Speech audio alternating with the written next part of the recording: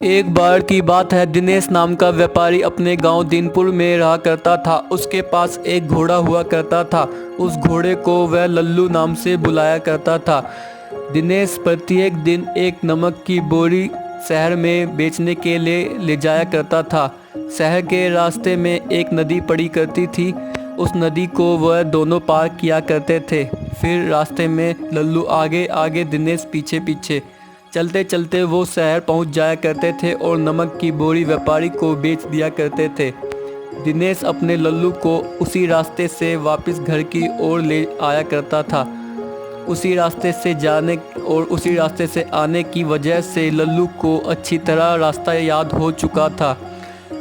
फिर एक दिन दिनेश ने लल्लू पर भरोसा कर उसे अकेले ही नमक की बोरी लादकर व्यापारी के पास दुकान पर भेज दिया। जब वो शहर पहुंचा तो व्यापारी ने उस नमक की बोरी को उतार लिया और लल्लू वापस अपने घर लौट आया।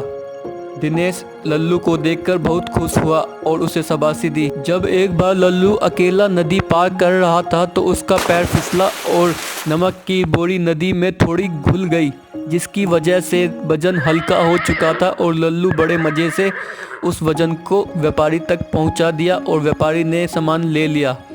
इस घटना से लल्लू को पता चला कि नमक की बोरी पानी में भीगने से वजन कम होता है। तो लल्लू रोजाना जानबूझकर डुबकी मारता और नमक थोड़ा कम कर लेता, जिसकी वजह से हल्का महसूस करता और लल्लू खुशी खुशी रोज व्यापारी तक सामान पहुंचाने लगा।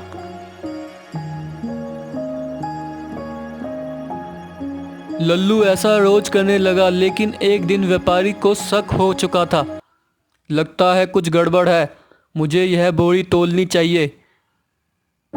जब व्यापारी ने वह बोरी तोली तो वजन कम निकला, तो शिकायत करने के लिए सारा एक पर्ची पर लिख दिया और वह लल्लू उस पर्ची को लेकर दिनेश तक पहुंचा दिया। जब दिनेश ने वो पर्ची पढ़ी तो बोला, लगता है कोई रास्ते में सामान चोरी कर रहा है लल्लू की बोरी से, मुझे कल देखना होगा। अगले दिन जब लल्लू सामान लेकर घर से निकला तो दिनेश उसका पीछा करने के लिए निकल पड़ा। जब लल्लू नदी में अपनी तरकीब फिर आजमा रहा था और डुबकी मार रहा था तो दिनेश ने उसे पीछे से देख लिया और बोला, अरे ये तो लल्लू की साजिश है, मैं इसे कल सबक सिखाता हूँ।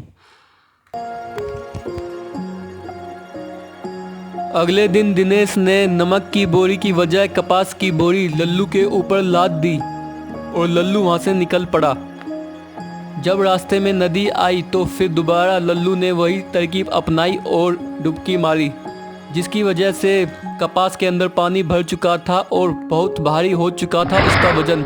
लल्लू बड़े मुश्किल से उसे संभाल पा रहा था और लौटते लौटते बड़ी मुश्किल से उसने वो सामान पहुंचाया और लल्लू को उसका सबक मिल गया। तभी लोग कहते हैं अपना काम ईमानदारी से करना चाहिए।